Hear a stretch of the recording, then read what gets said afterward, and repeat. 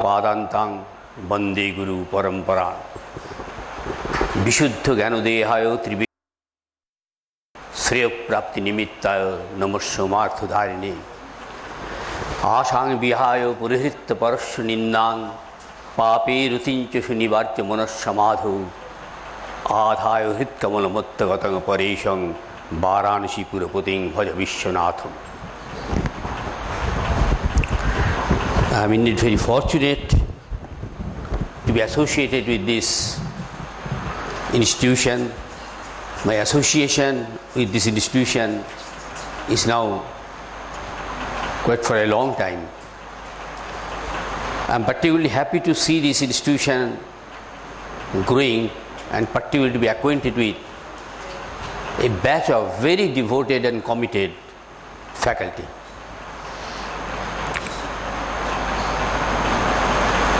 As it is customary in Indian culture, nobody is allowed to speak on a subject unless he first establishes that he is eligible for it.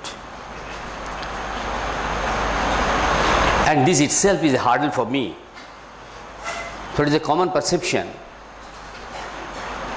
that business management is no business of lay outsiders like me, be he a generally educated person or be he a professor in humanities. But what right I have to be here and speak on something related to this management business? One thing we have, it is we who send our words to your institutions. So it is of great interest and concern for us how such institutions cater to the needs, how they teach, what is their course content, what is the quality of teaching and course. So we are also directly or indirectly stakeholders, and that is why we have the right to speak, and I will speak almost in that spirit.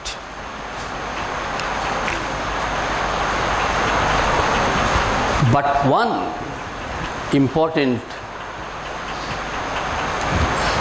is that this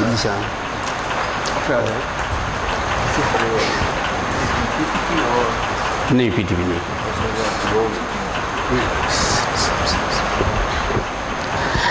The first thing that is important to note is this: both business practice and management practice may be said to be, if you allow me a little exaggeration, very, very old.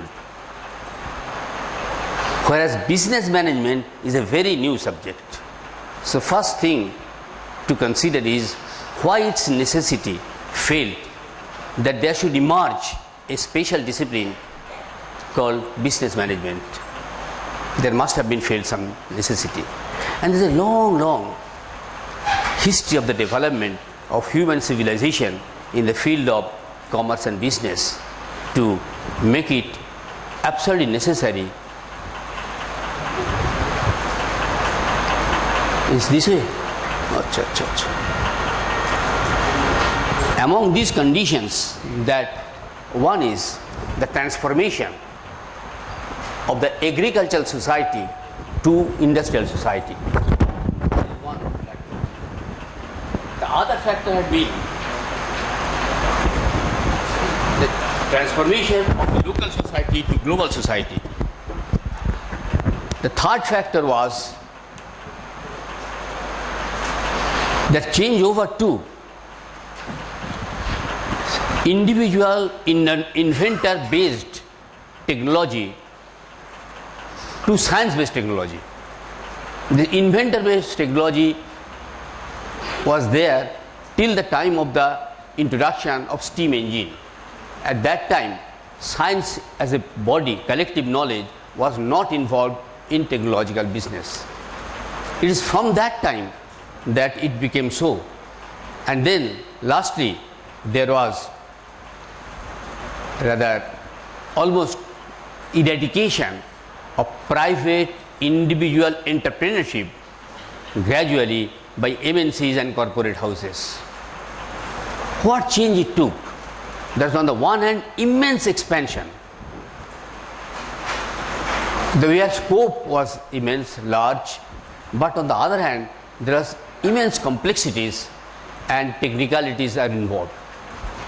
Having such changes in view, the affairs of business and business houses could not be managed except by a group of very talented, skilled, trained managerial personnel. It is for this reason that this sort of courses and faculties were emerged. And it was at a later stage again that spirituality concern became a part of the managerial concern. It was not at the beginning. So what happened in between? What happened in between was that the earlier conception of business itself changed and changed radically. What was the radical change in the conception of business? The basic conception of business, which is a very old, was retained. That is, business is a set of activities directed towards profit. That much is left. But what change came was that the very conception of profit. This is not the first time that the conception of profit changed. Earlier also we had experienced some great innovation. To give one example, the great economic innovation that the way to gain is to lose. And this came in the form of a very helpful economic principle, and that was this: lower down the marginal profit in order to enhance the total profit. At that time it was a great innovative idea. Much later it came to us in the managerial capacity at institutions that you have to lose in order to gain. What you lose will return to you as a gain to the institute. And what was that? It was the idea was changed. The profit no longer means just positive bank balance. It becomes the image building became the most necessary. That industries should have a different image. And what is this? In one word, the business should have now a human face. What is it for a business to have human face? And this is a new challenge to those who are in the profession of managing company affairs and business affairs. So it is not enough for them just to manage some manpower or resources, but much more it is to address to the social problem. You have to show that those who are in business, they are not only managing or looking for their own profit, but they are also contributing to the entire growth of the society, how it can go. So therefore business becomes only a part of the development of business, is the part of the total development of the society. And this society again is not original, not the only local society, but the global society as a whole. This image building is a great challenge to the new talented, skilled management personnel. How that can be done? So it is in this context that the question of spirituality has been brought in. That business is not just for the profit. Business is for the social development, and no social development is possible without developing the persons who are involved in the business. And this personal management is also become a part of it. Now come to this is the practicing part of the business. But what about the institutions? The institutions are to develop course and course content from regular input from the business practices. And when the business conception of business has changed, then accordingly the courses are to be so designed that it can really address the new challenges of making business a human affair or a part of the sustainable, social, comprehensive, inclusive growth. forces of society, that it must relate to the current dominant social ideology. This current social ideology is casteless, egalitarian society, which will mind or at least accept as a value that poverty should be eradicated, more and more equitable distribution of wealth should be there. And it was this image, this hope that globalization, economic globalization showed us, but that was dream. And today we find what is happening, greater and greater disparity between haves and have-nots. But that is apart. So it is in this connection that spirituality concern was introduced. But in India, particularly, whenever the question of spirituality comes or value comes, we jump onto spiritual value. We do not stop to think about what are the other values and more relevant values. Values are of different types. There are social values, there are political values, and there are of course spiritual values, moral values. They cannot be dovetailed. I give only two examples.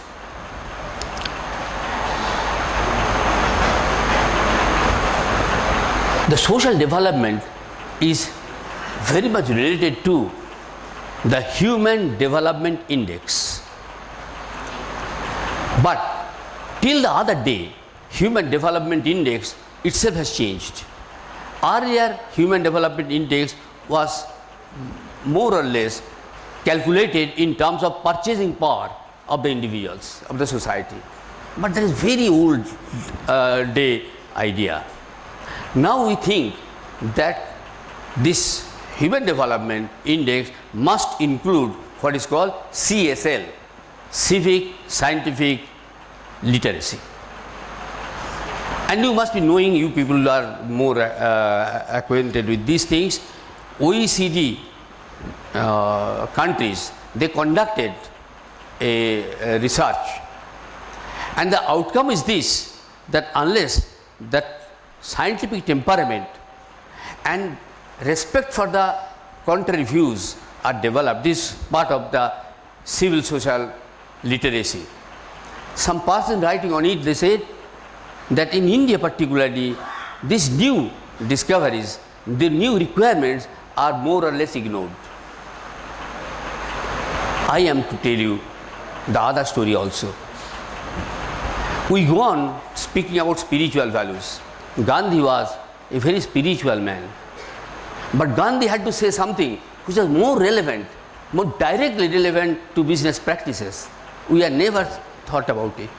Gandhi knew Bhagavad Gita very well, but he had some other things to say, and which is not reflected in our thinking about it. But that is more relevant, that is to be done.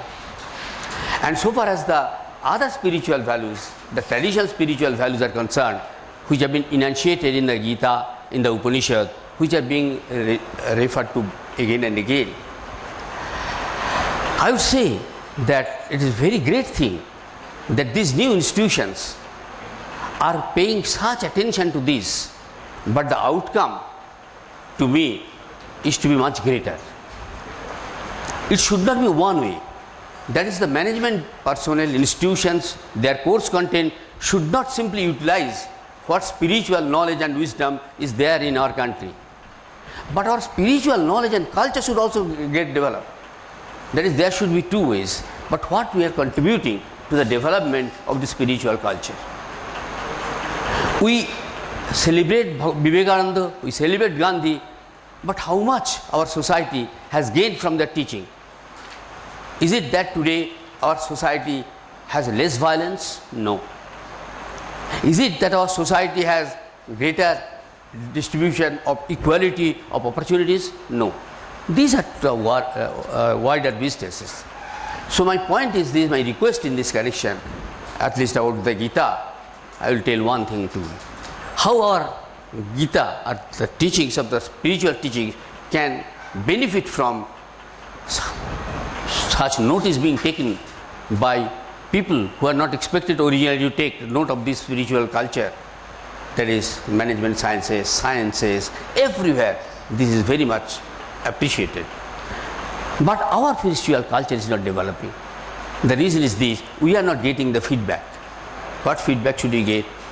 I give one example. There is a standing objection against our spiritual culture and tradition and teaching, including the teaching of the Bhagavad Gita.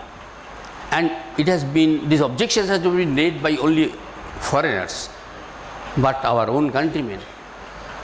The point is this: the major two ideas of the Gita are the Karmavad and the Ishwarvad.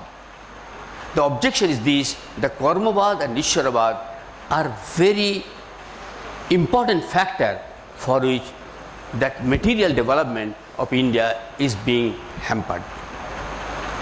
That is, they kill the human initiative, and if the human initiative is killed, then no progress, social progress is possible. So we have to be very careful about two types of society: a flat society where development is considered only in the quantitative terms, and in that sort of culture this idea developed that maximum welfare for the maximum number of people. But there is another culture also, the vertical culture, the growth of human being. This growth is a spiritual growth, so we should not equate the two. So if we do not do that, then I think our spiritual component of the courses being offered by such institutions will much more benefit, and also it can contribute to the further growth of our spiritual culture. I hope that this institution will be able to contribute towards that end while innovating its courses and giving more and more importance to the spiritual and value content to the course. Thank you. Thank you so much, sir, for your pearls of wisdom.